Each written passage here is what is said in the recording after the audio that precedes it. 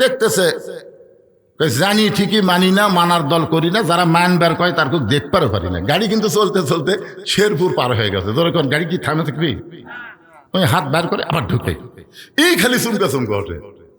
কি এক বেজাতির কাছে বসলাম রে, বের করে আর ঢুকাই। ইতিমধ্যে গাড়ির কন্ট্রাক্টর, এই গাড়ি কিন্তু একটা কন্ট্রাক্টর আছে, কন্ট্রাক্টর এসে বলতে আরে ভাই, তোমার কাছে এরকম একটা বেসাইদা লোক বসে আছে, হাত বার করে আর ঢুকাই, তুমি কিছুই কও না, কিছুই তুমি কও না। কয় কি যে কন ভাই, কমপক্ষে 5 বার কছি, কমপক্ষে 5 বার কছি, কমপক্ষে 5 বার আজান দেয় প্রত্যেকটা গ্রামে। কমপক্ষে কতবার দেয়, কথা কয় না কেন, 5 বার দেয়। কমপক্ষে 5 বার কছি। ওই প্রতি উত্তরে কয় জানি ঠিকই মানি না, মানার দল করি না, যারা মানবার কয় তার খুব 2 চোখকে দেখতে পারি না। আমি তখন থেকে নিয়ত করছি আর হাত ভাঙলি ভালো, আর হাত খালি একবার ভাঙ্গুক, তারপর আমার কথার গুরুত্ব বুঝবি। আমি এখন উল্টা দোয়া করতেছি, ভাঙ্গুক ভাঙ্গুক। আগে নিয়ত করছিলাম বাসুক বাসুক, কিন্তু আমার কলজা রাগ ধরে গেছে, এখন ভাঙ্গুক। কন্ট্রাক্টর বলতেছে তুমি হিংসা নিয়ে দাওয়াত দিলে হবে, তাই যেভাবে দাওয়াত দেওয়া দরকার সেইভাবে দিবার পারো নাই। বলে ভাই দাওয়াত কিভাবে দেওয়া লাগবে? বলে তুমি ডাইরেক্ট দাওয়াত দিছো, ডাইরেক্ট দাওয়াত এখন চলবে না, এখন উদউ ইলা সাবিলি রাব্বিকা বিল হিকমা, জোরে গান সুবহানাল্লাহ, মাউইজাতিল হাসানা, সুন্দর ভাষায় বলা লাগবে। প্রতিদিন বলছে চলো মসজিদে যাই, ওই রাগ করে কয় তুই নামাজ পড়েও যা, আমি না পড়েও তাই। তুই কি আমার সাথে ভালো করে দেখে তোর জমিত কয় মন ধান হচ্ছে, তুই নামাজই 5 ওয়াক্ত নামাজ পড়িস, তোর জমিত কয় মন কল হচ্ছে? তুই ভাই আমার জমিত তো 12 মন হচ্ছে, আর আমি নামাজ না পড়াই 14 মন পাচ্ছি। কি মনে করছিস? নামাজের কথা কোন যে খেপে যায়, তখন চিন্তা করতেছে এইভাবে ডাইরেক্ট হবে না, এটা হেল্পারের কথা বলতেছি, কন্ট্রাক্টরের কথা বলতেছি। ও বলতেছে এভাবে হবে না, কিভাবে? তা আপনাদের পাশেই যে বাজার, মনে করেন কি 7 গ্রাম বাজার, তো এই লোকটাকে আপনি দেখতেছেন 7 গ্রাম বাজারে 3টার সময় ঘুরতেছে, ওই বেনামাজি, আপনি দৌড়ে হাত ধরছেন, ভাই এখন কোন নামাজ? তোমার হাত ধরলাম আর তুমি নামাজের কথা কও। আরে পাগলা, তুই তো নামাজ ছাড়া কোনোদিন আমার হাত ধরিস নি। হাত ধরে বলে চলো মসজিদে যাই নামাজ পড়ি। আজকে আবার কোন নামাজ? এখন তো কোনো নামাজ নাই। তখন বলে ভাই নামাজের জন্য হাত ধরিনি, আজকে হাত ধরছি তোমার 1 কাপ চা খিলাবো। আপনারা বলেন তো, যেই লোকটা নামাজের দাওয়াত দিলে খেপা যায়, ওই লোকটাকে যদি আপনি চা খাওয়ার কথা বলেন, ওই খেপি?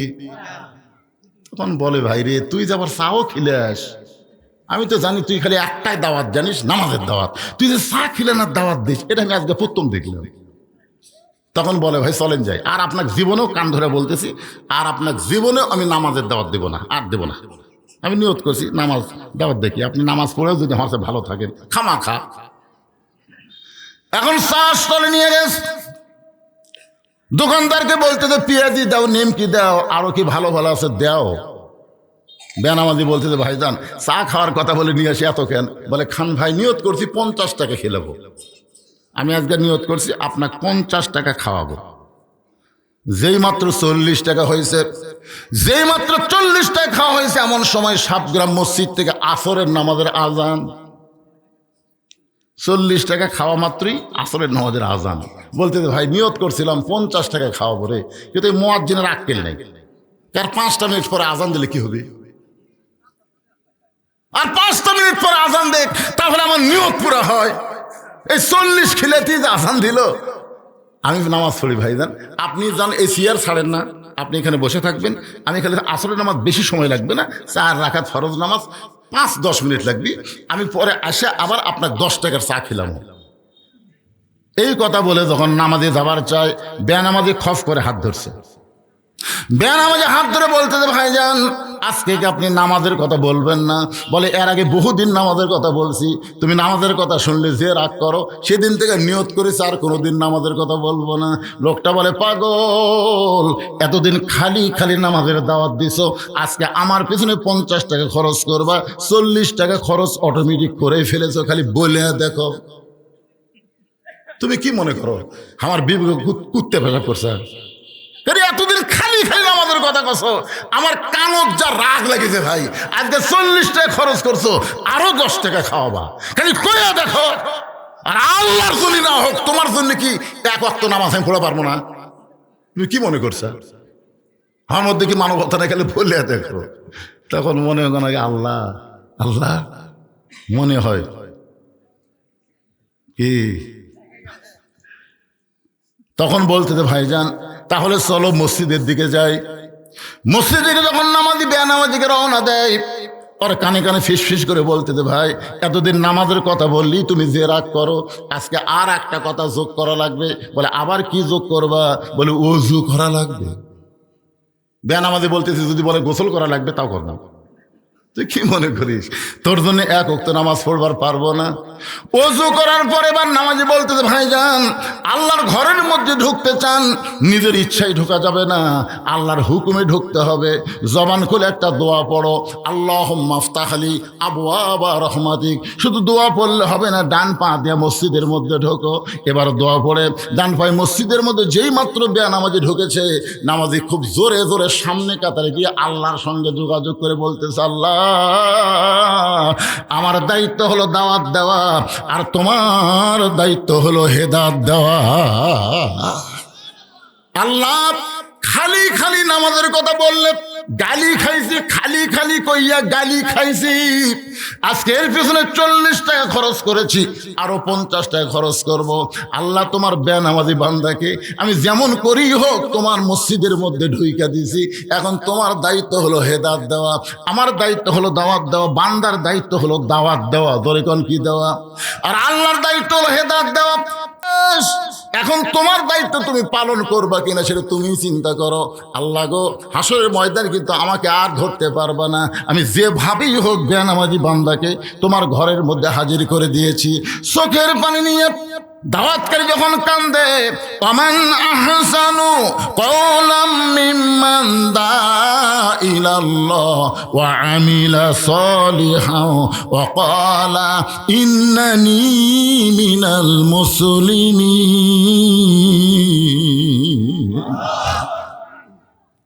আসরের নামাজ, কোন নামাজ?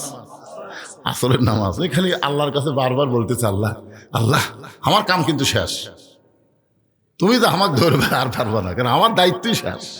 আমার দায়িত্ব হলো দাওয়াত দেওয়া, আর তোমার দায়িত্ব হলো হেদায়েত দেওয়া।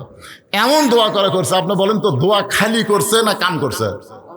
কাম করার পরে তারপরে দোয়া, এ দোয়াটা আল্লাহ কবুল করছে। নামাজ শেষ হয়ে গেলে বলতেছে ভাইজান ভাইজান 10 টাকা কিন্তু বাকি আছে, 40 টাকা খাওয়াছি ভাই, এখনো 10 টাকা বাকি আছে, চলেন যাই। ওই ওঠে না, চলেন ভাই। আরে পাগল, এত বাড়াবাড়ি করিস করে। নামাজি কয় কি রে ভাই, আরে নামাজের মধ্যে যে এমন শান্তি জীবনে কোনোদিন বুঝিনি রে। আপনার বলেন তো নামাজের মধ্যে শান্তি আছে না নাই? কেমন শান্তি! আল্লাহ কেন বললেন ইন্না সালাতি ওয়া নুসুকি ওয়া মাহইয়ায়া ওয়া মামাতি লিল্লাহি রাব্বিল আলামিন। আপনারা বলেন তো নামাজ কার জন্যে? সবাই বলেন, এটা কি আমার কথা না আল্লাহর কোরআনের কথা? নামাজ কার জন্যে? কুরবানি কার জন্যে? বেঁচে থাকা কার জন্যে? মরে যাওয়া কার জন্যে? এখানে আল্লাহ 4টা কথা বলেছেন, এই 4টাই হলো আল্লাহর জন্যে। আমরা অনেক মানুষ কিন্তু নামাজ পড়া জান্নাত চাই, নামাজ পড়া দোয়া করে আল্লাহুম্মা ইন্না নাসআলুকাল জান্নাতা নাউযু বিকা মিনান নার। এইটা বোঝানোর জন্য একটা হাদিস এবং ঘটনা আপনাদের সামনে নকল করতেছি। হযরত আলী রাদিয়াল্লাহু তাআলা আনহু ইশার নামাজ পড়ার পরে আল্লাহ রাসূলকে বললেন, ইয়া রাসূলুল্লাহ, এই দুনিয়াতে 10 জনকে জান্নাতের সুসংবাদ দেওয়া হয়েছে। সবাই তো জান্নাত পাবে, নবীর সাহাবীরা সবাই কি পাবে? জান্নাত পাবে। রাদিয়াল্লাহু আনহুম ওয়া রাদু আন যালিকা লিমান খাশিয়া রাব্বা। আল্লাহ কোরআনের মধ্যে বলেছেন রাদিয়াল্লাহু তাআলা আনহু যাদের পিছনে আছে তাদেরকে আল্লাহ শুধু জান্নাতই দিবে না, তাদেরকে বিনা হিসাবে জান্নাত দিয়ে দিবে। জোরে কোন সুবহানাল্লাহ। তাহলে নবীর প্রত্যেকটা সাহাবীরা কি? এরপরও 10টা কথা আছে না নাই? 10টার কথা আছে না নাই? 1 নম্বর কে আবু বকর, 2 নম্বর হলো ওমর, 3 নম্বর হলো ওসমান, 4 নম্বর হযরত আলী, 5 নম্বর আব্দুর রহমান ইবনে আওফ, 6 নম্বর হলো জুবাইর, 7 নম্বর তালহা, 8 নম্বর সাদ ইবনে আবি ওয়াক্কাস, 9 নম্বর হলো আবু সাইদ, আর 10 নম্বর হলো ওবাদা ইবনুল জাররাহ। এই 10 জনই হলেন আশারে মুবাশশারা। আশারে মুবাশশারা মানে এই 10 জনকে জান্নাতের সুসংবাদ দেওয়া হয়েছে। সুবহানাল্লাহ কন না কেন? তো হযরত আলী ঈশার নামাজ পড়ার পরে বলতেছি, ইয়া রাসূলুল্লাহ, জান্নাতের সুসংবাদ প্রাপ্ত 10 জন সাহাবীর মধ্যে আমি আছি। আপনার কোন তো আলী কি মূর্খ না জ্ঞানী? তো রাসূল বলতেছে, আলী তুমি নাই, তুমি কি তোমার নাম শোনোনি? তুমি তো 4 নম্বরে আছো। আলী বলতে, হুজুর আমি যদি জান্নাতের সার্টিফিকেট পাওয়া 4 নম্বর ব্যক্তি হই, এখন থেকে যদি আমি নামাজ না পড়ি, মানে জান্নাতের সার্টিফিকেট পেয়ে গেছি, এখন থেকে যদি আমি নামাজ না পড়ি, এর পরেও কি আল্লাহ আমাকে জান্নাত দিবে? তখন আল্লাহ রাসূল একটু মুস্কি হাসিতে বলেন, আলী তুমি যদি নামাজ বাদ দাও, আল্লাহ তোমাকে জান্নাত থেকে বাদ দিবে না। সুবহানাল্লাহ। আলী বলছে যে হুজুর 5 ওয়াক্ত নামাজের মধ্যে এই ফজরের নামাজ আমার খুবই কষ্ট লাগে। 5 ওয়াক্ত নামাজের মধ্যে কোন নামাজ কষ্ট লাগে? ফজরের নামাজ কষ্ট লাগে। আজ থেকে যদি আমি ফজরের নামাজ বাদ দেই, এরপরেও কি আল্লাহ আমাকে জান্নাত দিবে? আল্লাহ রাসূল বলে, আলী শুধু ফজর বাদ না, তুমি সব যদি বাদ দাও, এরপরে আল্লাহ তোমাকে জান্নাত থেকে বাদ দিবে না। যাও যাও।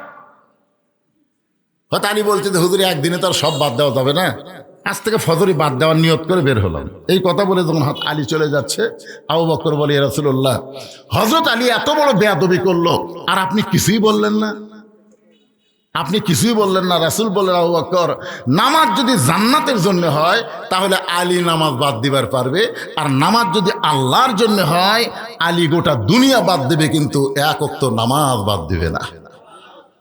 আপনার বলেন তো নামাজ কার জন্যে?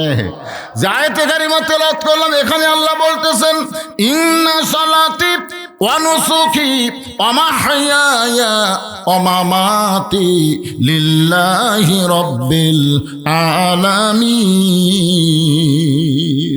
এশার নামাজ পড়ে হযরত আলী চলে আসলেন বাড়িতে।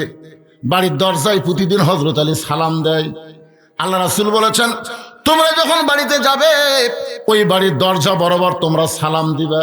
যদি সালামের উত্তর নাও পাও, তারপরে বাড়ির উপরে আল্লাহ রহমত বর্ষণ করবে। আপনারা বলেন তো, আমরা কবরের পাশে দিয়ে যখন যাই, সালাম পাওয়ার নিয়তে দেই, কথা কয় সালাম পাওয়ার নিয়তে দেই। আচ্ছা, যদি কেউ উত্তর দেয়, তাহলে আপনার গতি কেমন হবে? না, সালাম দেওয়া কি?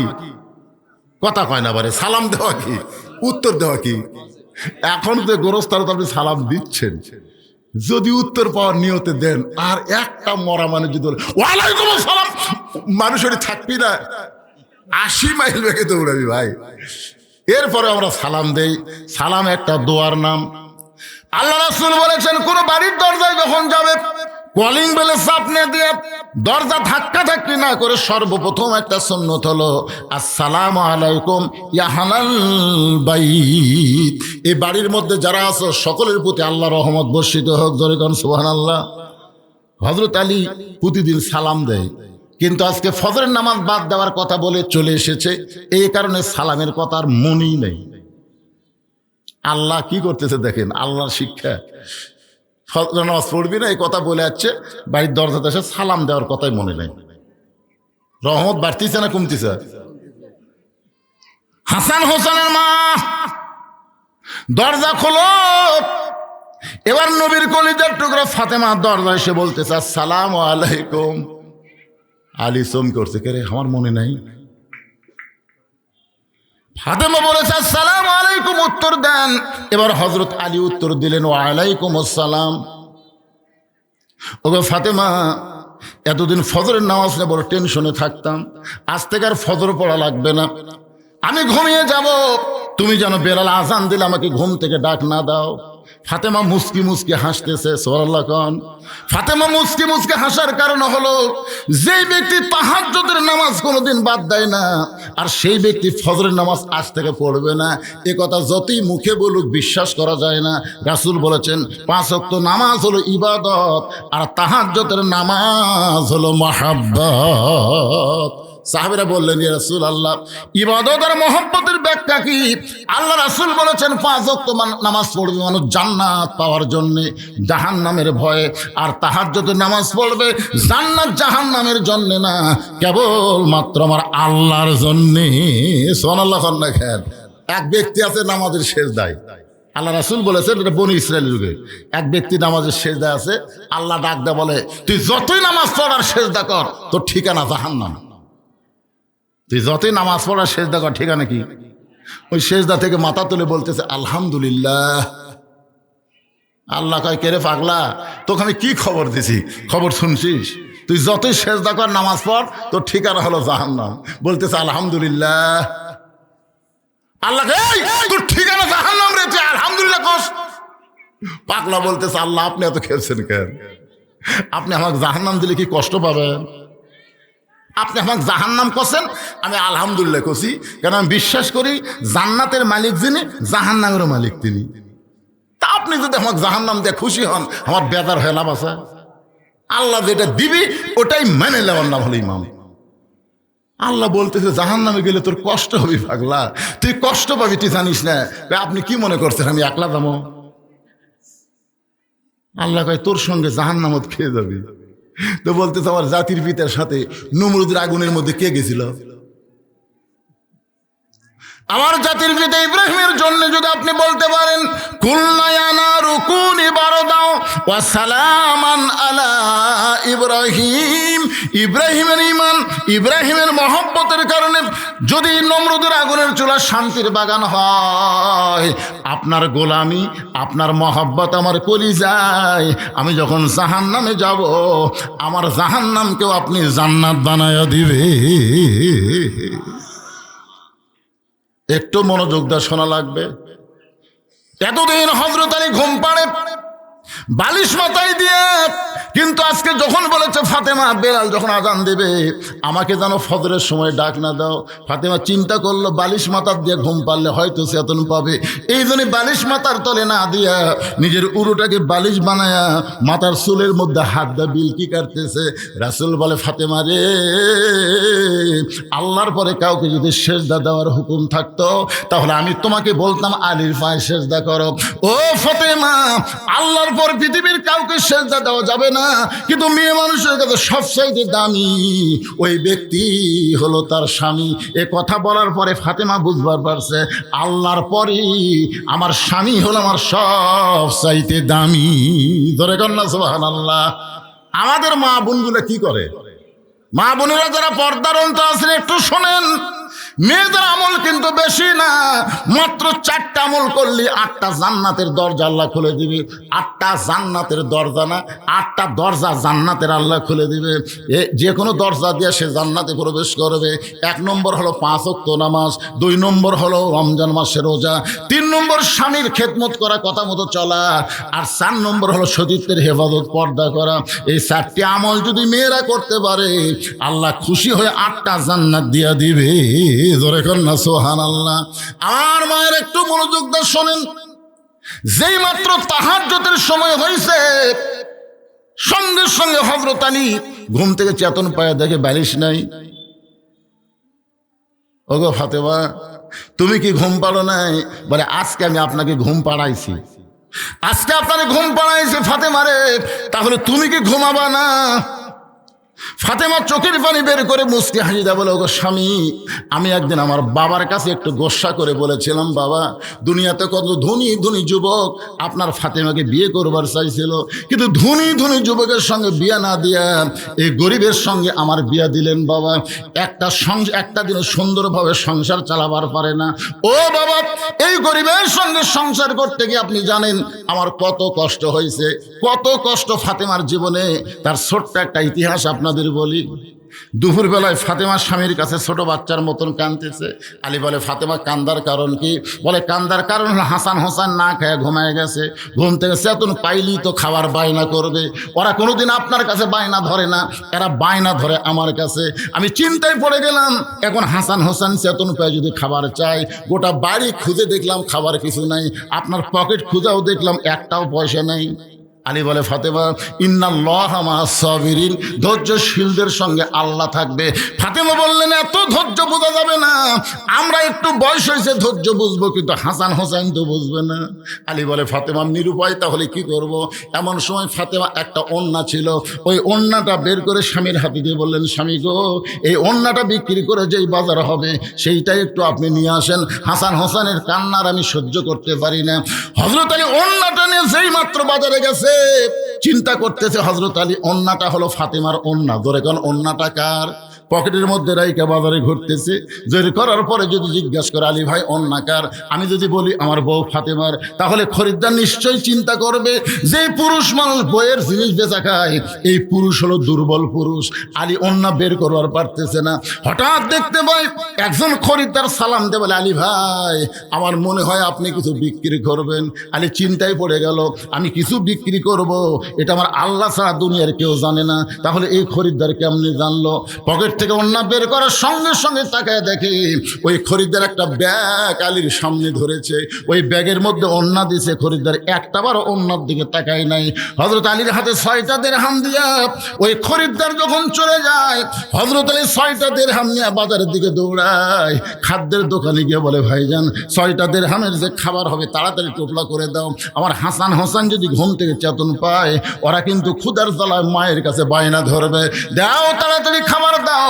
দোকানদার 6টা দিরহামের টোপলা করে যখন হযরত আলীর হাতে দিবার চায়, এমন সময় একজন ফকির আলীর সামনে দাঁড়ায় বলে আলী রে, আজকে 3-4 দিন হলে আমার বাড়িতে কোনো খাবার নাই, আল্লাহর হস্তে যদি পারো তাহলে আমাকে একটু খাবার দাও। আলী চিন্তায় পড়ে গেল, 6টা দিরহাম দিয়ে বাচ্চাদের জন্য খাবার নিব, আর এমন সময় ফকির আমার সামনে, আমি কি করব? আল্লাহর কোরআন বলতেছে আম্মা সাইলা ফালা তানহার, আলী রে সাইলকারীকে খালি খালি ফিরাস না। চিন্তায় পড়ে গেল হযরত আলী, একটা দিরহাম সাইলকারীকে দিব আর 5টা দিরহাম নিয়ে খাবার নিয়ে বাড়ি যাব।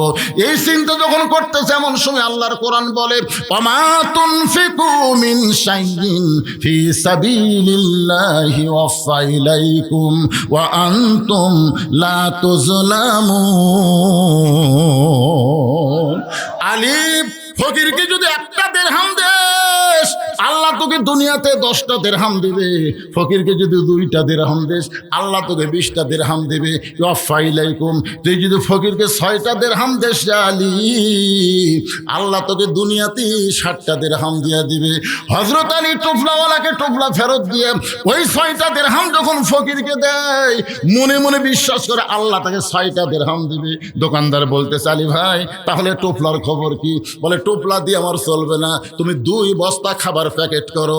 বিশ্বাস করেছে কাকে? আরো জোরে বলেন। দোকানদারকে 2 বস্তা খাবার প্যাকেট করে করার কথা বলে হযরত আলী বাজারের মধ্যে ঘুরতেছেন। এমন সময় দেখতে পায় রাস্তা দিয়ে এক ব্যক্তি উট নিয়ে আসতেছে। আলীরে সালাম দেয়, আলী ভাই অজাতা বাজারে ঘুরতেছেন, উটটা কিনবেন নাকি? আলী বলতেছে একটা পয়সাও তোমার পকেটে নেই, উটটা কেমনি কিনবো? উটওয়ালা বলতেছে 100 দিরহামে বাকি, এটা উটটা কিনেন, বিক্রি করে আপনি টাকা দেবেন, এটাও কি পারবেন না? হযরত আলী 100 দিরহাম বাকিতে উটটা কিনে যেই মাত্র উটের বাজারে গেছে, চারিদিক থেকে খরিদ্দার দৌড়ে এসে বলে আলী ভাই কবে থেকে উট ব্যবসা শুরু করলেন? আপনি হলেন আল্লাহর নবীর শিক্ষামন্ত্রী, জোরে কান সুবহানাল্লাহ। নবী যখন মদিনার প্রেসিডেন্ট ছিলেন ওই সময় হযরত আলী হলেন শিক্ষামন্ত্রী, আবু বকর হলেন ধর্মমন্ত্রী, ওমর ফারুক হলেন আইনমন্ত্রী, আর ওসমান গনি হলেন অর্থমন্ত্রী, জোরে কান সুবহানাল্লাহ। আলী উটের বাজারে উট বিক্রি করতেছেন। চারিদিক থেকে সমস্ত খরিদ্দার যখন আলীর চেহারার দিকে তাকায় চিন্তা করে এত দামি মানুষ উট বিক্রি করতেছে। এমন সময় খরিদ্দার সালাম দেবে, আলী ভাই এই বাজারে বেশিক্ষণ থাকা লাগবে না, উটের দাম কত চান? বলে একটা হিসাব করে বলো। খরিদ্দার বলতেছে 160 দিরহাম দিয়ে দিলাম। হযরত 160 দিরহামে উট বিক্রি করে উটওয়ালাকে 100 দিরহাম ফেরত দিয়া বাকি 60টা দিরহাম নিয়ে দোকানে গেলেন। দোকানদারকে বলতেছে ভাইজান খবর কি? বলে 2 বস্তা প্যাকেট করে বসে আছি, দাম কত নিবা? বলে 60টা দিরহাম চলবে। আলী হযরত আলী 60টা দিরহাম দিয়া দোকানদার কাছে 2 বস্তা খাবার নিয়ে 2 কান্দে নিয়ে বাড়ির দিকে রওনা দিলেন। ফাতেমা দরজার কাছে ছিল এতক্ষণ, এবার জানলার কাছে আইসা দেখতে পায় স্বামীর কান্দে 2টা বস্তা খাবার দেখে। দৌড়ে গিয়ে ফাতেমা দরজায় খিল আটকায় দেয়। এতক্ষণ ফাতেমা দরজা খুলেছিল, কিন্তু স্বামীর কান্দে 2 বস্তা খাবার দেখে দরজা বন্ধ করে দিল। আলী দরজায় সালাম দেয়, ফাতেমা ওয়ালাইকুম আসসালাম বলে বলতে, স্বামী গো, একটা ওন্না বিক্রি করার টাকা দিয়ে বড় জোর 1 টোপলা খাবার হবে, আপনি 2 বস্তা খাবার কোথায় পাইলেন? যতক্ষণ না বলবেন ততক্ষণ কিন্তু দরজা খুলবো না। আলী বলতেছেন, ফাতেমা বড় ক্লান্ত হয়ে গেছি, আগে দরজা খুলে দাও, বস্তা রাখার পরে তোমাকে মূল ঘটনা বলতেছি। ফাতেমা বলতেছে, আগে বলেন তারপরে দরজা খুলবো। আলী বলতেছে, আগে খোলো তারপরে বলবো। ফাতেমা বলতে, স্বামী গো, আপনি কি মনে করছেন একটা ওন্না বিক্রি করার টাকা দিয়ে বড় জোর 1 টোপলা খাবার হবে, আর আপনি 2 বস্তা খাবার নিয়ে এসে দরজা খুলতে বলবেন? আমার হাসান না খাইয়া মরবে। 2 বস্তা কোথায় পাইলেন? যতক্ষণ না বলবেন ততক্ষণ আমি দরজা খুলবো না। প্রত্যেকটা মেয়ে মানুষ যদি ফাতেমার মতন ঘরের বউ হইতো, তাহলে বাংলার কোন স্বামী দুর্নীতি করার সাহস পাইতো না। জোরে কোন কথা ঠিক কিনা? কোথায় 2 বস্তা পেলেন? অন্য বিক্রির টাকা দিয়ে বড় জোর 1 টোপলা খাবার হবে, যতক্ষণ না বলবেন দরজা খুলবো না। আলী চিন্তা করে, বইয়ের কাছে আমি পরাজয় হবো নাকি? এমন সময় আল্লাহর কোরআন বলতেছে, আর রিজালু কাওয়ামুনা আলান নিসা, পুরুষ কোনোদিন নারীর নিচে যাবে না, পুরুষ থাকবে উপরে, নারী থাকবে নিচে। ধরে কোন সুবহানাল্লাহ। হযরত আলী খাবার 2 বস্তা নিয়ে আল্লাহ নবীর দরবারে গেলেন। ফাতেমা দরজা না খোলার কারণে নবী তখন বসেছিলেন, নবী উঠে দাঁড়িয়ে গেলেন। একটু জোরে জোরে নবী এসে আলীর কাঁধ থেকে 2 বস্তা নামাই নিলেন, কপালে একটা চুমা দিলেন। ধরে কারণ সুবহানাল্লাহ। আলীর কাঁধ থেকে 2টা বস্তা নামাই নিয়ে কপালে একটা চুমা দিলেন। আলীর মুখের দিকে তাকায়, নবী বলে, আলী মুখটা গোমরা করে আছো কেন? আলী মুখটা গোমরা করে আছো কেন? বলে, ইয়া রাসূলুল্লাহ, আপনি এত ভালো, কিন্তু আপনার মেয়েটা ভালো না। রাসূল বললেন, কি বললি? হুজুর আপনি কত ভালো। বসা মানুষ দাঁড়িয়ে গেলেন, সেখান থেকে আবার চলে এসে আমার কাঁধ থেকে 2 বস্তা নামাইলেন, আমার কপালে চুমা দিলেন, আপনি কত ভালো। আর 1-8 ঘন্টা হয়ে গেল দরজার দাঁড়িয়ে আছি। 2 বস্তা কোথায় পাইছি এটা না বললে দরজা খুলবে না। আমি ওয়াদা দিলাম, আগে দরজা খোলো তারপরে বলবো। বলে না, আমি রাগ করে আপনার কাছে আইছি। আলী বলতেছে, নবী বলতেছে, আলী তুমি আসনি, আমার মেয়েই তোমাকে পাঠায় দিছে। জোরে কোন সুবহানাল্লাহ। আলী বলতেছে, হুজুর আমার মেয়ে আপনার এখানে পাঠাইছে, আপনার মেয়ে আপনার এখানে পাঠাইছে, কারণ কি? আল্লাহ রাসূল বলতেছেন, শোনো আলী, যদি ফাতেমা দরজা খুলতো তুমি কি আমার কাছে আসতে? আলী বলতেছে, দরজা খুললে কেন আসবো? আল্লাহ রাসূল, আলী আমার কলিজার টুকরা ফাতেমা তোমাকে আমার কাছে পাঠানোর কারণ হলো 4টা। জোরে বলেন কয়টা? 1 নম্বর কারণ হলো, কোন খরিদ্দার তোমার কাছ থেকে ওন্না কিনেছে তুমি কি বলবার পারো? আলী বলতে, হুজুর আমি জানি না। রাসূল বলে, আলী কোন ফকির তোমার কাছে ভিক্ষা চাইছে তুমি কি বলবার পারো? আলী বলতেছে, ইয়া রাসূলুল্লাহ আমি জানি না। রাসূল বলে, আলী কে তোমার কাছে উট বিক্রি করলো তুমি কি বলতে পারো? আলী বলতেছে, ইয়া রাসূলুল্লাহ আমি জানি না। রাসূল বলে, আলী রে কোন খরিদ্দার তোমার কাছ থেকে উটটা কিনল তুমি কি বলতে পারো? আলী বলতেছে, ইয়া রাসূল জানি না। আল্লাহ নবী বললেন, আমি জানি, আমি তোমাকে জানাবার চাই। সুবহানাল্লাহ। কেন? আমি জানি, তোমাকে জানাবার চাই। আমার মেয়ে তো জানে না, এই জন্য আমার কাছে তোমাকে পাঠাইছে, তুমি কি 4টা বিষয় জানবে? আলী বলতে, জানবো না মানে? রাসূল বলেন, এজলেস, তাহলে বসো, আমি এখন বলি কোন খরিদ্দার তোমার কাছ থেকে ওন্না কিনেছে, কোন ফকির তোমার কাছ থেকে ভিক্ষা নিয়েছে, কে তোমার কাছে উট বিক্রি করলো, আবার বেশি দামে কে উটটা কিনলো। বসো। হযরত আলী বসে গেছে, এখন রাসূল বলবে, আমিও আপনাদের সামনে বলবো, কিন্তু এই মাদ্রাসার জন্য আপনাদের কাছে একটু ব্যাগ যাবি, রুমাল যাবি। টাকা দিলে যে বাড়ে, কোরআনের আয়াত দিয়ে আমি আপনাদের বোঝানোর চেষ্টা করছি। 10 টাকা দিবেন 100 টাকা পাবেন, দুনিয়াতেই পাবেন। 1000 টাকা দিবেন 10,000 পাবেন, 100 দিবেন 1000 পাবেন। বিশ্বাস করেন? আল্লাহর কোরআনকে বিশ্বাস করেন? কথা কয় না। কারা কারা করেন আল্লাহকে একটু হাত দেখেন তো দেখি।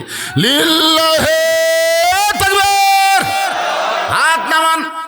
মাহফিল কমিটির ছেলেরা আপনাদের কাছে ব্যাগ নিয়ে যাবে, আল্লাহর হস্তে আপনারা দিবেন। ভাইজান, এই মাদ্রাসাকে চালানোর জন্য, মাদ্রাসাকে মহব্বত করে, আল্লাহর কোরআনকে মহব্বত করে সবাই দান করবেন। এখানে এমন কিছু আল্লাহর বান্দা আছে যারা 1000 দিবে, 5000 দিবে, 10,000 দিবে, তারা ওই ব্যাগের মধ্যে দিবে না, তারা আমার হাতে। এই ব্যাগ কালেকশন হওয়া পর্যন্ত আমার মায়েদের কাছেও যাবেন, ফাতেমার বংশধর যারা বসে আছে, ফাতেমার সঙ্গে জান্নাতে যাওয়ার আশায়, তাদের কাছে যাবেন। আমার মায়েরাও আল্লাহর রাস্তায় দান করবে, লড়া চড়া না, আপনাদের কাছে ব্যাগ যাবে তো।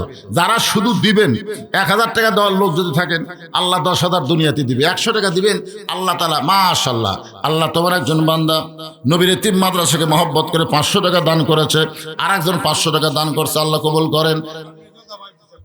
আপনার মেজো জামাই নাম কি?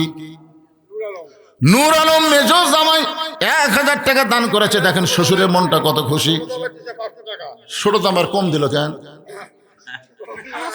আচ্ছা ঠিক আছে, ছোট জামাই 500 টাকা দান করেছে। আল্লাহ দানকে কবুল করেন, কবুল করো, কবুল করো। মোদের কামনা দানকারীকে দিবেন জান্নাত, আল্লাহ নিরাশ করবেন না। ভাইজান, আমি যে আয়াতে কারিমে তেলাওয়াত করছি এর ব্যাখ্যা আমি করবই। এখন যদি এশার নামাজ আরো একটু দেরিতে হয়, সমস্যা আছে? কোনো সমস্যা নেই। এশার নামাজ কেবল 7:15 বাজতেছে, এরা আগে আজান দিয়ে ফেলে দিতে, যাক অসুবিধা নেই। আরে হানিফ গাড়ির ওয়াজই তো আজকের ওয়াজ। কথা বলবি, শুনো ভাইজান, শোনেন। মানিক মিয়া পিতা আব্দুল মান্নান হলো 2000। মানিক মিয়া পিতা আব্দুল মান্নান সাহেব 2000 টাকা দান করে। ক্রিটিক্যাল পর্যায়ে আছে, ডাক্তার পর্যন্ত বলেছে পুরো আশা করা যায় না। এমন অবস্থা, আমরা আল্লাহর কাছে বলি ডাক্তার লাগবে না, আল্লাহ যদি ফিরে দেয় তাহলে আসবে। ধরে কোন ঠিক কি না? আল্লাহ ওসমান হাদিকে সুস্থ করে আবার বাংলার জমিনে কবুল করো, ধরে করো আমিন। সবাই বল আল্লাহুম্মা আমিন। একটু মনোযোগ দেন। আমি বলতেছিলাম ওই গাড়ির কথা বলতে গিয়ে নিয়ে গেছিলাম আপনাদের মসজিদে নামাজের কাছে, মনে আছে না আপনাদের? এখন ফাতেমা ঘুম থেকে চেতন পাওয়া দেখে হযরত আলী নিজে চেতন পাইছে তাহাজ্জুদের নামাজ আদায় করার জন্য। তাহাজ্জুদের নামাজ আদায় করার পরে হযরত আলী যখন জুব্বা গায়ে দিয়ে মাথায় পাগড়ি পরে বাড়ি থেকে বের হচ্ছেন, ফাতেমার সামনে দাঁড়ায় বলে, আপনি আমার বাবার কাছে নাকি বলে আইছেন আজ থেকে ফজরের নামাজ পড়বেন না, তাহলে তাহাজ্জুদের নামাজ পড়ে আপনি কোথায় যাবেন? আলী মুচকি হাসের বলে, ফাতেমা তুমি কি বুঝবার পারতেছো না? এতদিন ভিতরে ঢুকে নামাজ পড়েছি, আজকে নিয়ত করেছি বাহির থেকে নামাজের দৃশ্যটা একটু দেখবার চাই। এতদিন ভিতরে ঢুকে নামাজ পড়ছি, আজকে বাহির থেকে নামাজের দৃশ্যটা দেখবার চাই। সঙ্গে সঙ্গে নবীর কলিজার টুকরা ফাতেমা মুচকি হাসতেছে, কারণ স্বামী যেই কথাটা বলেছে কথাটার মধ্যে গুরুত্ব আছে। এতদিন ভিতরে ঢুকে নামাজ পড়ছি, আজকে বাহির থেকে নামাজের দৃশ্যটা দেখতে চাই। আপনারা বলেন তো ভিতরে ঢুকে নামাজ পড়া মানে কি? ভিতরে ঢুকে নামাজ পড়া মানে কি? অনেকে মনে করতেছে হুজুর মসজিদের ভিতরে ঢুকে নামাজ পড়ছে। শুধু মসজিদের ভিতরে ঢুকলে নামাজ হবে না, নামাজের ভিতরে ঢোকা লাগবে। হাদিসে আছে বিস্তারিত, হুজুরি কলব ব্যতীত করছেন কালো নামাজ তোর হবে না। তবে কেন গাও জুয়ারি, মানুষকে দেখাও নামাজ পড়ি, ও তোমার সিদ্ধ বীজে সুফল ফলে না।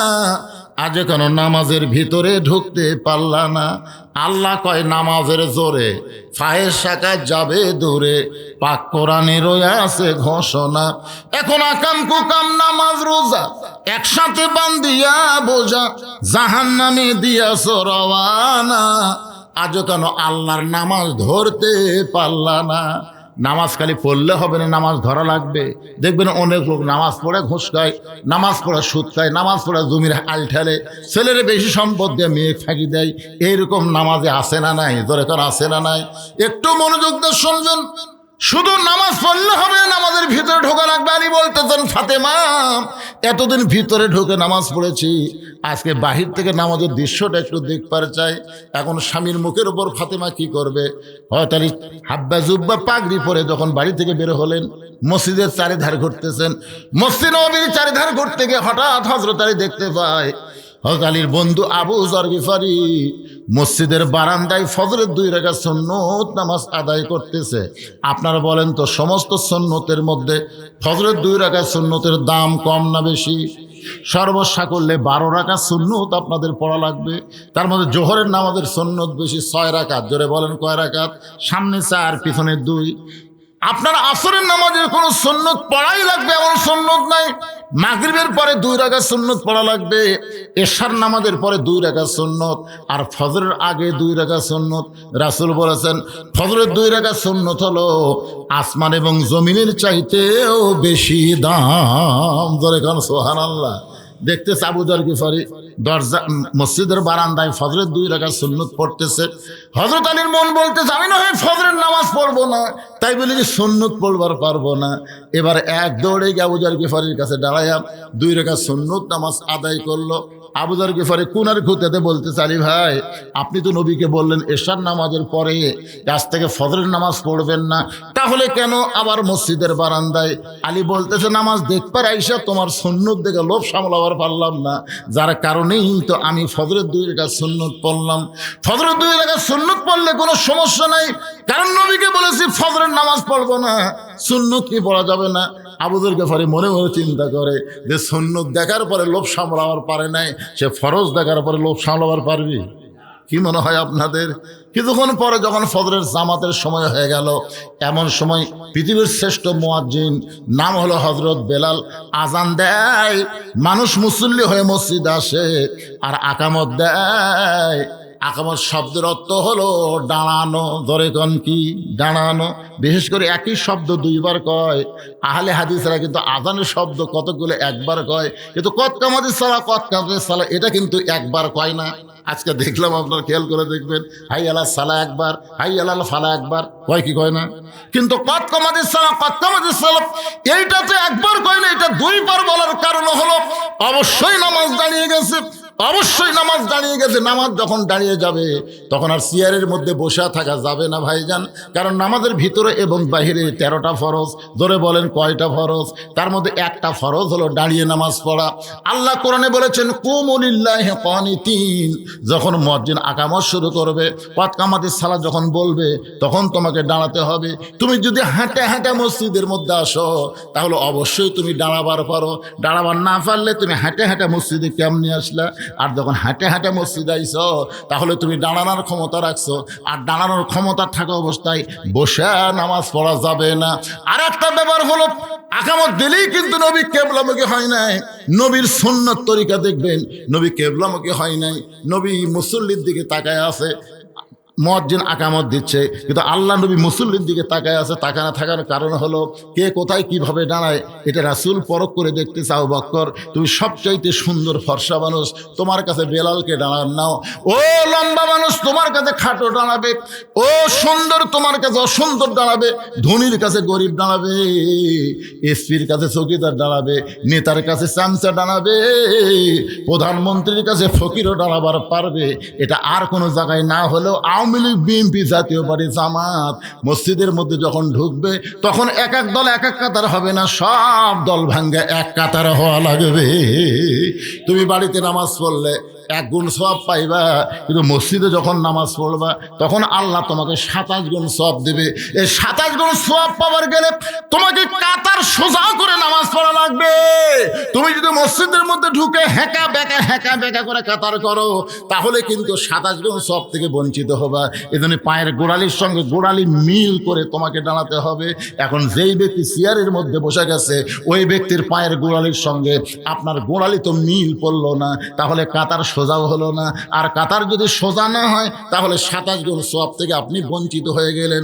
এখন হয়তো বলবেন হুজুর, কোনো অসুস্থ মানুষ, কোনো দুর্বল মানুষ যে দাঁড়াবার পারে না, সে যদি চেয়ারে বসে নামাজ পড়ে তার নামাজ কি হবে না? ওটা সৌদি আরবে হবে। যারা হজ করবার গেছে তাদের তো সৌদি আরবে বাড়ি নাই, ওইখানে সে পারবে। আর সৌদি আরবে কাবাকে লক্ষ্য রেখে নামাজ পড়লেই হবে, কাতার সোজা করার কোনো দরকার। এই জন্য সৌদি আরবে চেয়ারত বসে অসুস্থ মানুষের হবে। কিন্তু বাংলাদেশে লা ইউকাল্লিফুল্লাহু নাফসান ইল্লা উসআহা। আল্লাহ কোরআনে বলেছে তোমার কষ্ট হবে, এমন কিছু আমি আল্লাহ তোমাকে চাপাই দেই নাই। তুমি যৌবন বয়স সরকারি চাকরি করছো আলহামদুলিল্লাহ, বুড়া বয়সের চাকরি করা লাগবে না। বুড়া বয়সে তোমাকে পেনশন দেওয়া হবে। পেনশন মানে বসে থাকে তুমি বেতন পাবা। যারা যৌবন বয়সে 5 ওয়াক্ত নামাজ জামাতে আদায় করেছে, বুড়া বয়সে তাদের কষ্ট করে নামাজ মসজিদে জামাতের সঙ্গে পড়া লাগবে না। সে যেখানেই নামাজ পড়বে আল্লাহ পেনশনের সওয়াব দিয়া দিবে। কিন্তু যখন হচ্ছে চামড়া ঢিল তখন দিছে আল্লাহর সাথে মিল, মানে যৌবন বয়সে দেয়নি। রাসূল কি বলেছেন, 7 বছর থেকে নামাজের তালিম দাও, 10 বছর থেকে জোর করে ধরাও। কারু বাড়ি করে ধরাও না, জোর করে। কথা কন না কেন আপনারা? জোর করে ধরাও। যেই ব্যক্তি 10 বছর থেকে 5 ওয়াক্ত নামাজ জামাত আদায় করছে, যেই ব্যক্তি সরকারি বয়স থেকে সরকারি চাকরি করছে, 7 বছর হওয়ার পরে সরকার দেখে আর কানে ঠিক মতো শোনে না, কলম ধরলে থরথর করে কাঁপে, চোখে ঠিক মতো দেখে না, চশমা লাগে ইনকে ইনকে করে দেখে, তো সরকারের দয়া হচ্ছে, দয়া হয় বলতে বাবা তোকে আর চাকরি করার, এই কান্দিস কা, কান্দিস কা, আমি কথা শেষ করছি। যেই খানবার তারে পাগলা, তুই বসা থেকে পেনশনে বেতন পাবো, তুই যৌবন হামাক দিছু, যৌবন সরকার দিছি, বুড়া বয়সে তোর বিপদ নাই তো, তোর সব দায়িত্ব সরকার নিবি। তো সরকার যদি যৌবন বয়সে সরকার দিলে দায়িত্ব নেয়, তো আল্লাহ নিবি না? এর কথা কেন আল্লাহ নিবি না? যৌবন বয়সে যারা 5 ওয়াক্ত নামাজ জামাতে পড়ছে, বুড়া বয়সে যদি জামাতে পড়তে না পারে, তো কি হয়েছে? আল্লাহ তো কোনোদিনও হাসন ময়দান বলবে না তোমার শৈশবকালের হিসাব দাও, বুড়াকালের হিসাব দাও, যৌবন বাদ দিলাম, এ কথা আল্লাহ বলবি? আল্লাহ বলবি শৈশবকাল লাগবি না, বুড়াকালও দরকার নাই, তাহলে যৌবনের হিসাব দিয়ে জান্নাতে যাও। আপনি যৌবনে মসজিদতি নেই, যৌবন খুঁজে দেখা গেল আপনি মসজিদত নেই, বুড়াকালে আপনি আসছেন মসজিদত, সিয়াল লিয়া, তাও আবার সিয়াল লিয়াচ্ছে 27 গুণ, যারা পাবি তার খুব মাহরুম করবি। আমার কথা কি বুঝলেন? এখানে কোনো অন্য টেনশন, অন্য চিন্তা করবেন। আমার ভাই বাপজানকে আমি দেখলাম এক সাইডে সিয়ারত নামাজ পড়তেছে। আপনি পড়েন, সিয়ারত যদি পড়েন তাহলে কাতারের মধ্যে থাকেন না, কাতার ছাড়া পড়েন। অনেকের মন চাইতো মসজিদে নামাজ পড়বে, তাহলে আপনারা 27 গুণ সওয়াবের জন্য আপনারা নিয়ত করবেন আমাদের কাতারের জন্য কোনো সিয়ার না থাকে, যদি থাকে আপনি 27 গুণ পাবেন না। তাহলে আপনি আস্তে করে দ্বিতীয় কাতার দেন, দ্বিতীয় কাতারে কবি করে আমাদের কাতার জল সিয়ার থাকে, আমরা তো 27 গুণ পাচ্ছি না, তাহলে তৃতীয় কাতার দেন। তৃতীয় কাতারে কবি কেরে এই সিয়ার যদি কাতার থাকে তাহলে আমরাও তো 27 গুণ পাচ্ছি না, তাহলে চতুর্থ কাতার দেন। এক সময় দেখা যাবে মসজিদ আছে সিয়ার নেই, জোরে কোন কথা ঠিক কিনা? আল্লাহ তো কঠোর না, তো আল্লাহ কি কঠোর? না পারলে বসে থেকে পড়েন, বসে থেকে পড়েন, যদি না পারেন শুয়ে থেকে পড়েন, শুয়ে থেকেও যদি নামাজ পড়তে কষ্ট হয় ইশারা দিয়ে পড়েন, আপনি পড়েন, কিন্তু সব অবস্থায় জামাতে পড়া লাগবে না, একা পড়েন। আপনি অসুস্থ, একা পড়েন। আল্লাহ কি খুব ধরবি নাকি? না, আল্লাহর দয়ার দিকে খেয়াল করবেন বাজান, আল্লাহর খালি মায়ের দিকে খেয়াল করলে হবে? আল্লাহর দয়া আছে না নাই? অবশ্যই সরকারের চাইতে আল্লাহর দয়া কম না বেশি? আপনারা যারা সিয়ারত বসেন তারা এক কাজ করবেন, আপনার নামাজের সময় দাঁড়িয়ে থাকবেন। নামাজের সময় আমার কথা শোনেন, দাঁড়ানো ফরজ, তাহলে আপনি দাঁড়াবেন, দাঁড়ায় থাকবেন। যখন রুকু সেজদা করতে আপনার কষ্ট হয় তখন আপনি সিয়ার ব্যবহার করবেন। আমার কথা কি বুঝতে পারলেন? এতে কোনো সমস্যা নেই, এটা আপনি খেয়াল করবেন। আপনি দাঁড়ানোর সময় পায়ের গোড়ালির সঙ্গে গোড়ালি মিল করে সবাই দাঁড়াবে, হ্যাঁ ইনশাল্লাহ। এখানে আর অন্য কোনো ভুল বুঝবেন না। একদম প্রশ্ন করছিল, উনি আমার হাত দিয়ে আমাকে বলছে যে আমি কিন্তু সিয়ারত পড়ি, কষ্ট নেন না। আচ্ছা ঠিক আছে, আচ্ছা ঠিক আছে। কি হলো?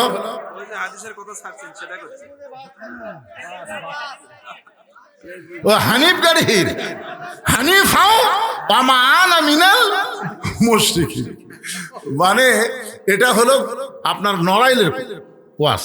এই ওয়াজটা নড়াইলের ওয়াজ। আমি যখন নড়াইলে চৌরাস্তা ওয়াজ করবে গেলাম, তখন এক লোক আমাকে একটা পেপার এনে বলতে, এই দেখেন আজকের ঘটনা। পেপারের হেডলাইন হচ্ছে 2000-এর বেশি যুবক নড়াইলে একটা মিছিল করছে। সেই মিছিলটা শব্দের অর্থ হলো রাজাকারের ফাঁসি চাই, রাজাকারের ফাঁসি চাই।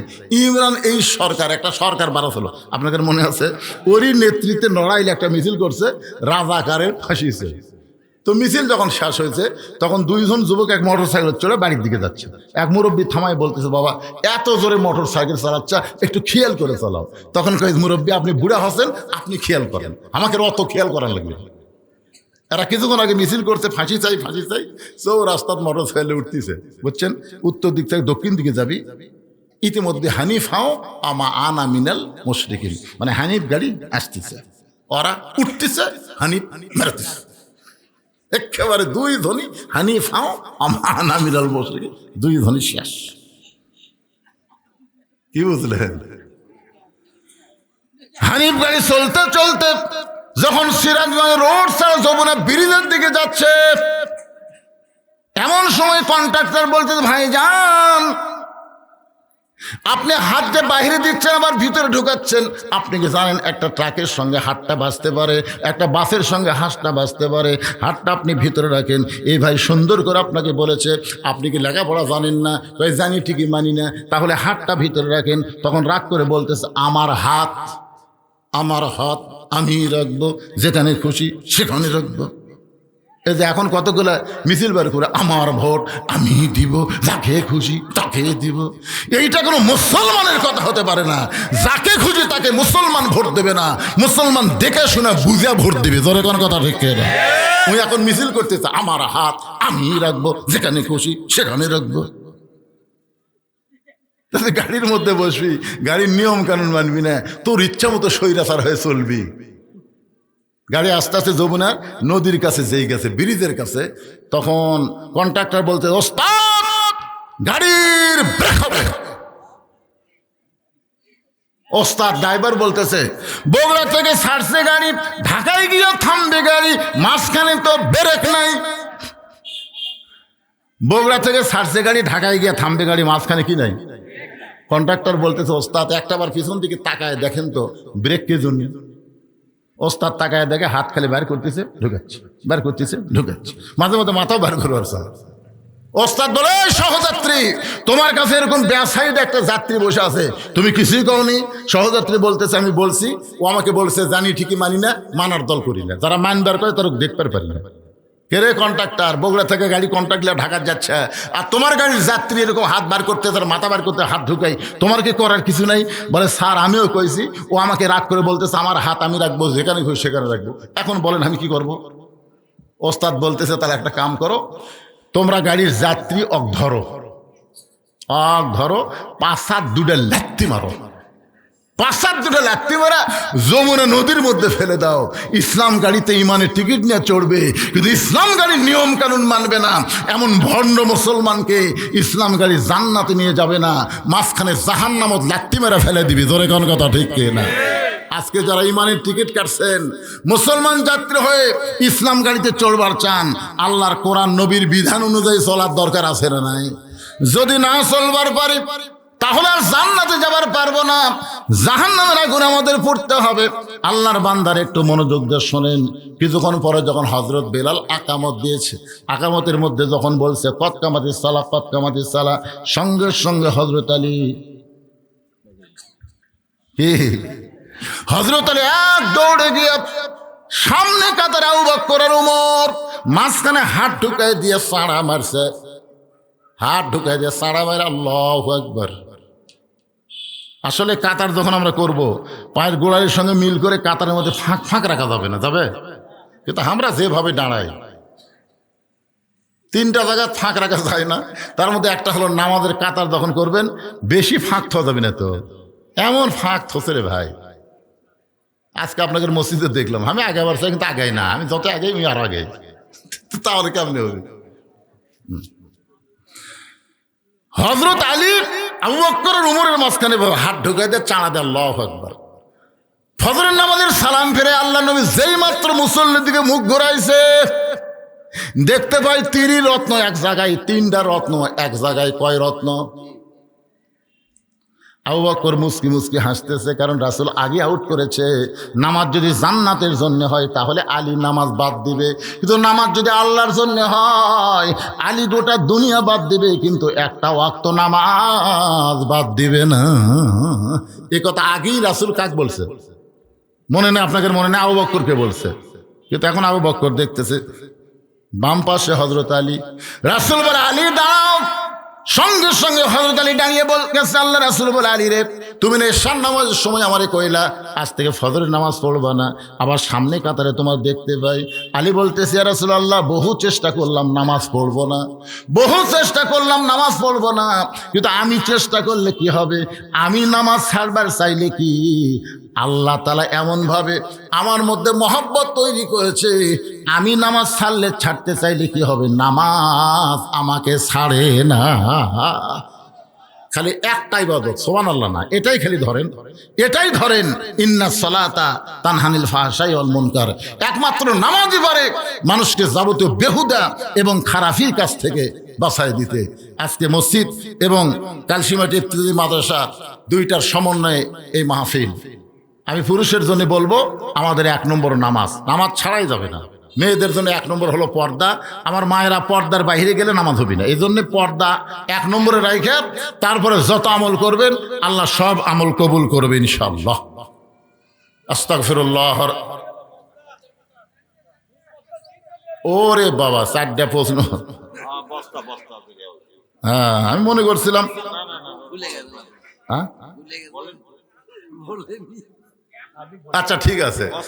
আল্লাহ রাসূল বলেন, আলী, যে খরিদ্দার তোমার কাছে অন্যায় করলো তুমি কি তার চেনো? আলী বলতেছি, ইয়া রাসূলুল্লাহ, আমি চিনি না। রাসূল বললেন, তোমার বিবি আমার কলিজা টুকরা ফাতেমা পর্দানিশী। আল্লাহ পর্দানিশীকে এত ভালোবাসে, শুধু ভালোবাসার কারণে দুনিয়ার কোনো মানুষ ফাতেমার অন্যায় কিনুক এটা আল্লাহ চাইনি। একটা ফেরেশতাকে খরিদ্দার বানায়া তোমার কাছ থেকে অন্যায় কিনে এই অন্যটা আল্লাহ জান্নাতের মধ্যে যত্ন করে রাইখা দিয়েছে। আলী, ফেরেশতা তোমাকে 6টা দিরহাম দিল, আর তুমি 6টা দিরহাম নিয়ে গেলে খাবার দোকানে। তুমি যখন খাবার নিয়েছো এমন সময় আল্লাহ বলতেছেন, লিয়াবলুয়াকুম আইয়ুকুম আহসানু আমালা। আমি আল্লাহ আলীর সবচাইতে উত্তম সুন্দর আমলের পরীক্ষা করব। ফেরেশতা বলে, আল্লাহ কি সুন্দর আমল? বলে, যে 6টা দিরহাম আলীরে দিয়ে অন্যায় কিনছিস ওই 6টা দিরহাম ফেরত নিয়ে আয়, যা ফকির হয়ে যা। ফেরেশতা বলতেছে, আল্লাহ এটা আপনার কিসের খেলা? যার 2টা সন্তান না খেয়ে আছে, মায়ের অন্যায় বিক্রি করে 6টা দিরহাম পাশে, খাবার টোপলাও হয়ে গেছে, আর এই মুহূর্তে বলতেছেন 6টা দিরহাম ফেরত নেয়। আলী কি ফেরত দিবে? আল্লাহ কয়, ফেরেশতা আমার আলীরে চিনিস না? আলীর কাছে আল্লাহর কোরআনের চাইতে বড় কিছু নাই। ধরে কোন সুবহানাল্লাহ। নবী বললেন, আলী রে, ওই ফেরেশতা ফকির হইয়া তোমার কাছে যখন ভিক্ষা চাই, প্রথমে তুমি 1টা দিরহাম দিবার চাইলা, আম্মা সাইলা ফালা তানহারকে বিশ্বাস করে। কিন্তু যখন তোমার কাছে আল্লাহর কোরআন বলতেছে, অমা তুনফিকু মিন শাইইন ফি সাবিলিল্লাহি ওয়াফা ইলাইকুম, কেউ যদি আল্লাহ রাস্তায় দেয় আল্লাহ তাকে ফেরত দেয়। তুমি 1 দিবে, আল্লাহ 1 দিবে না, আল্লাহ 10 গুণ বাড়ায় দিবে। এই বিশ্বাস করে তুমি 6টা দিরহাম যখন ফকিরকে দিয়া দিলা, ওই ফেরেশতা ফকির আল্লাহর কাছে এসে কাঁদতেছে। আল্লাহ বলে, কান্দিস কেন? বলে, আল্লাহ এইভাবে টাকা সিনা ডাকাতের চাইতেও খারাপ। খাবার টোপলা হাত দিয়ে নিবে, এমন সময় 6টা দিরহাম তুমি নিয়ে আসলা। আল্লাহ বলে, ফেরেশতা রে, তুই বুঝিস না, আমি যে দিবার চাইছি এটা আলী বিশ্বাস করে দিছে। করে কোন সুবহানাল্লাহ। যা যা, একটা উট নিয়ে বাজারে যা। রাসূল বলে, আলী রে, ওই ফেরেশতা উটওয়ালা হইয়া একটা উট তোমার কাছে 100 দিরহামে বাকি বিক্রি করলো, তুমি বাকিটা উটটা নিলা। যেই মাত্র উট বিক্রি করবার গেছে বাজারে, ওই ফেরেশতাকে আল্লাহ খরিদ্দার বানায়া 160 দিরহাম দিয়ে উটটা কিনে 100 দিরহাম ফেরত দিলা। বাকি 60টা দিরহাম নিয়া তুমি 2 বস্তা খাবার কিনলা। রাসূল বলে, আলী রে, এইটা জানানোর জন্য শুধু তুমি না, দুনিয়ার সমস্ত মানুষকে বিশ্বাস করা লাগবে। আল্লাহর কোরআন অনুযায়ী কেউ যদি আল্লাহ রাস্তায় 1টা দেয়, আল্লাহ থেকে 10 গুণ বাড়ায়া দেয়। এই বিশ্বাস আমাদের অন্তরে রাখা লাগবে। সেই বিশ্বাস আপনারা দান করছেন। মসজিদের দান বাক্স যখন সামনে আসে তখন আপনার মন কি কয়? মিন শারিল ওয়াসওয়াসিল খান্নাস। চোখ বন্ধ করে দেখেন কি আছে পকেটত, কি আছে? 500 টাকা, 200 টাকা, 100 টাকা, 10 টাকা নাই। মানে খুঁজা দেখতেছেন 10 টাকা নাই, তখন দান বাক্স এত জোরে মারছেন ভাইরে, 3 জন পার হয়ে গেছে। ওরা 3 জন আপনার উপর খুশি হয়ে দোয়া করতেছে, আল্লাহ এর হাতত বল আছে রে, উনিও বাঁচলো, আমাকে বাঁচালো। তখন কান্দের ফেরেশতা কয়, আল্লাহ কি লেখল? এর পকেটে 500 টাকা আছে, 200 টাকা আছে, 100 টাকা আছে, খালি 10টা টাকা না থাকার কারণে যে হারে ঠেলা মারছে, আমরা লেখমো কি? আল্লাহ বলতেছে, লেখা বন্ধ, লেখা লাগবে না, লেখা লাগবে না, কারণ ও তো দান বাক্স ঠেলা মারে নাই, ওই জান্নাত ঠেলা মারছে, জান্নাত। এই জন্য যখন কোনো ব্যাগ যায়, রুমাল যায়, আল্লাহর হস্তে দিবেন। সেনা ছুটাটা দিবেন না ভালোটা দিবেন? সেটাও আল্লাহ কোরআনে বলেছে লান তানালুল বিররা হাত্তা তুনফিকু মিম্মা তুহিব্বুন। তুমি যেইটাকে মহব্বত করো এটা আল্লাহ রাস্তায় তুমি দিয়ে দাও। ভাইজান দীর্ঘ সময় আলোচনা করলাম, এখন ইস্তেগফারের দোয়া। ভাই কিছু বলবেন নাকি? আল্লাহুম্মা সাল্লি আলা মুহাম্মদ, আল্লাহুম্মা বারিক আলা মুহাম্মদ, আস্তাগফিরুল্লাহ ওয়া আতুবু ইলাইহি, আল্লাহুম্মা আমিন। আয় আল্লাহ তাআলা, সেই মাগরিবের নামাজের পর থেকে দীর্ঘ সময় পর্যন্ত তোমার বান্দা বান্দিরা আরামের বাড়ি বাদ দিয়া আল্লাহ এখন পর্যন্ত রাতের খাওয়া দাওয়া হয় নাই, সব কিছু বাদ দিয়ে তোমার মহব্বতে কোরআন হাদিস আলোচনা শোনার শেষে আমি গুনাহগারের সঙ্গে রহমতের দরজায় ফকির হয়ে দোকানে হাত তুলেছে। মেহেরবানি করে আজকের মাহফিল আমাদের সকলের হেদায়েতের জন্য, নাজাতের জন্য, জান্নাতের জন্য কবুল করো। এই মাহফিলের শুরু থেকে শেষ পর্যন্ত যত আলোচনা হয়েছে আল্লাহ, এর মধ্যে যদি ত্রুটি হয়, ভুল হয়, মাফ করে দাও। এর যা হাদিয়া মঞ্জুর করো সোনার মদিনায় নবী পাকের রওজা মুবারকে আল্লাহ কবুল করে নাও। তামাম আম্বিয়ায়ে কেরাম, আসহাবে কেরাম, তাবিঈনে কেরাম, তাবা তাবিঈনে কেরাম, আমরা যারা হাত তুলেছি আমাদের জনম দুখুনি মা, দরদের বাবা যাদের কবরে গেছে, সকলে বলেন রব্বি রাহমহুমা কামা রব্বায়ানি সগীরা। আমাদের দাদা দাদি, নানান আত্মীয় স্বজন যারা কবরবাসী হয়ে গেছে আল্লাহ তাদের কবরকে জান্নাতের টুকরা কবুল করো। এই কালসীমাটি গ্রামের উপরে রহমত বরকতের দরজা খুলে দাও। এই মসজিদ মাদ্রাসাকে কিয়ামত পর্যন্ত কবুল করে নাও। আমার ওস্তাদ ওসমান গনি রহমতুল্লাহ আলাইহির কবর আল্লাহ জান্নাতের টুকরা হিসেবে কবুল করে নাও। ও মাবুদ, মা বোনদেরকে পর্দানিশি কবুল করো। আমাদের মধ্যে আমরা যারা অসুস্থ অবস্থায় আছি আল্লাহ সবাইকে সুস্থতার নিয়ামত দান করো। শুধু কোরআনের ওয়াজ শুনবো না, আগামীতে বাংলার জমিনে কোরআন দিয়ে চলতেছে এই দৃশ্য আমাদের সবাইকে দেখার তৌফিক দিয়ে দাও আল্লাহ। আমি গুনাহগার বলে দোয়া ফিরাই দিও না আল্লাহ। আজকের মাহফিলের সম্মানিত সভাপতি অসুস্থ মানুষ, তাকে সুস্থতা দান করো, তার হায়াতে তাইবা দান করো। আজকের মাহফিলের সভাপতিকে আল্লাহ তুমি কবুল করো। প্রধান অতিথি যুবক মানুষ, তাকে কবুল করো। আমার ডিলু ভাইকে আল্লাহ তুমি কবুল করো। অনেক বিশেষ অতিথি এসেছে আল্লাহ, তাদের সকলকে আল্লাহ তুমি কবুল করে নাও আল্লাহ। আলেম ওলামা আমার সঙ্গে হাত তুলেছে আল্লাহ, যার দুই হাত পছন্দ হয় সেই দুই হাতের ওসিলাই আজকের মাহফিলকে কবুল করো। যেদিন আমাদের মৃত্যু হবে দিনটা যেন জুমার দিন হয়, মাসটা যেন রমজান মাস হয়। ইমানের সাথে ইজ্জতের সাথে দুনিয়া থেকে বিদায় নেওয়ার কালে আমাদের জবানে জারি করে দিও লা ইলাহা ইল্লাল্লাহু মুহাম্মাদুর রাসূলুল্লাহ সাল্লাল্লাহু আলাইহি সাল্লাম। আসসালামু আলাইকুম ওয়া রাহমাতুল্লাহি ওয়া বারাকাতুহু।